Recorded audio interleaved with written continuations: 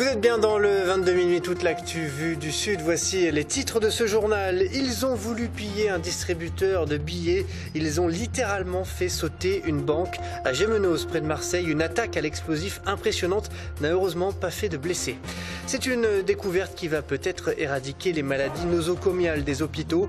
Des chercheurs de la Timone à Marseille ont découvert une nouvelle arme contre les bactéries.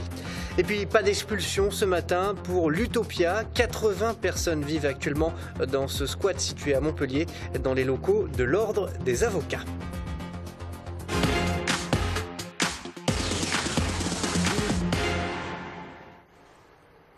Mais tout d'abord, on commence donc avec une attaque impressionnante. Tôt ce matin, des malfaiteurs ont littéralement fait exploser la façade d'une banque située à Gémenos, près de Marseille. Leur objectif était de dérober le contenu d'un distributeur. Reportage Alexandra Fergan.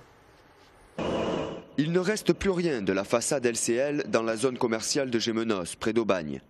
Il est 4 heures ce matin lorsque 2 violentes explosions consécutives retentissent sur quelques kilomètres et ravagent l'établissement bancaire. Nous, ça nous a réveillés, on était à quelques kilomètres, on est arrivé, on a vu que le LCL avait sauté. On recule devant rien, quand on voit l'état du bâtiment, je vois qu'ils ont utilisé une charge certainement très importante. On a l'habitude d'entendre un distributeur ou quelque chose qui a été plus ou moins endommagé, et là de voir un bâtiment quand même qui vole en éclats, c'est toujours impressionnant, donc oui, un petit peu surpris quand même.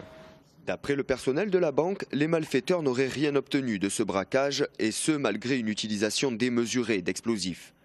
Une situation préoccupante pour les habitants et les commerçants de la région. Oui, je suis résident du côté d'Aubagne et ça devient inquiétant, oui, parce que bon, on se sent en insécurité avec tout ce qui se passe, tous ces kalachnikovs et compagnie, donc on se sent plus trop en sécurité, on va dire. Aucune victime n'est à déplorer. L'enquête a été confiée à la section de recherche de la gendarmerie de Marseille. Un appel à témoins à présent. 2 chauffards sont activement recherchés après la mort de 2 hommes fin de semaine dernière dans 2 affaires différentes dans l'Hérault. Celle d'un jeune homme de 19 ans tout d'abord dont le corps a été découvert sans vie près de la boîte de nuit Le Milk dimanche matin. L'autopsie a révélé que cet étudiant est mort des suites d'un choc violent, sans doute percuté par une voiture. Même constat après la découverte d'un autre corps, celui d'un homme de 48 ans à Montpellier le samedi matin. Là aussi, le chauffeur qui a percuté ce sans domicile fixe a pris la fuite. On écoute le procureur de la République de Montpellier. Il n'y a absolument aucun rapport entre ces 2 faits, si ce n'est que nous avons ici la démonstration de gens qui sont totalement imprudents au volant et qui causent des morts. Depuis quelques jours, nous déplorons 5 morts sur nos routes, en ville, sur l'autoroute, hors agglomération, comme pour ce jeune homme dimanche, et je ne peux qu'appeler nos concitoyens à un comportement responsable. Voilà, et sachez que toute personne ayant vu ou entendu quelque chose à propos de ces accidents est priée de contacter la police.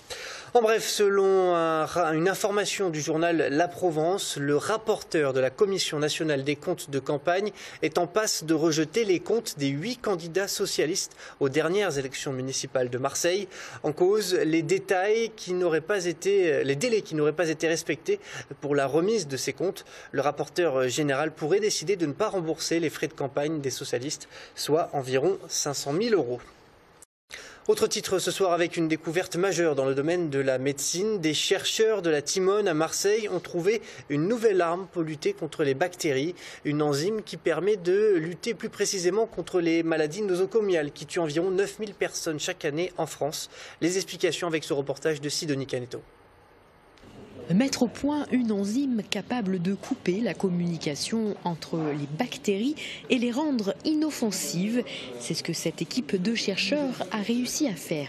Les bactéries seules ne sont pas agressives, mais dès qu'à un moment donné que le terrain est propice, elles se multiplient, on va dire, forment des biofilms comme un château fort, deviennent virulentes, et c'est là, on va dire, où elles deviennent infectieuses. Et nous, on les empêche de communiquer, donc en fait, elles restent comme si elles étaient seules, c'est-à-dire calmes et dociles. C'est en travaillant pendant 10 ans sur les propriétés d'une enzyme anti-neurotoxique que les chercheurs ont découvert les propriétés de celle-ci et ont décidé de l'améliorer. On utilise des bases de données de séquences des gènes qui vont nous permettre derrière d'aller insérer des mutations pour essayer d'augmenter l'efficacité de l'enzyme. C'est-à-dire qu'on essaye d'introduire et de spécialiser l'enzyme pour essayer de lui faire ce qu'on veut et pour la rendre très efficace pour la dégradation de tel ou tel type de molécules. Testée sur des rats, l'efficacité de l'enzyme est concluante. Il reste aux chercheurs à la tester sur l'homme et à la faire homologuer pour qu'à terme elle puisse être commercialisée. Par exemple, quelqu'un qui est brûlé et qui risque donc, dont ses défenses immunitaires sont fortement compromises, recevra des pansements qui empêcheront l'implantation des bactéries et leur prolifération. Cette enzyme, si elle est mise sur le marché, pourra être utile pour lutter contre toute forme de bactéries et surtout aider dans les traitements de maladies dont les décès sont dus aux infections bactériennes, comme la mucoviscidose ou les maladies nosocomiales. Depuis le mois d'avril, un bâtiment de l'avenue de Lodève à Montpellier appartenant à l'Ordre des avocats est occupé par le collectif l'Utopia. 80 personnes vivent dans ce squat, une communauté autogérée qui est depuis quelques jours sous le coup d'une procédure d'expulsion. Les forces de l'ordre étaient donc attendues ce matin, mais rien n'est venu. Céline Durchon. Ce n'était pas ce qu'on attendait ce matin, mais une livraison vient surprendre les occupants de l'Utopia devant le portail. Ce mardi, ce sont des lits, un canapé et des fauteuils qui font déplacer la communauté. Depuis cet été, le lieu atteint sa capacité maximum d'accueil et le mobilier manque encore. Ici, on fonctionne grâce aux dons, à la récupération de matériaux et à la débrouille de chacun. Seule règle à laquelle il faut se plier, l'ensemble des bénéficiaires doivent participer aux tâches du quotidien. J'ai connu, grâce à ça, pas mal de gens qui se bougeaient dans le milieu de la solidarité et de comment faire autrement au quotidien.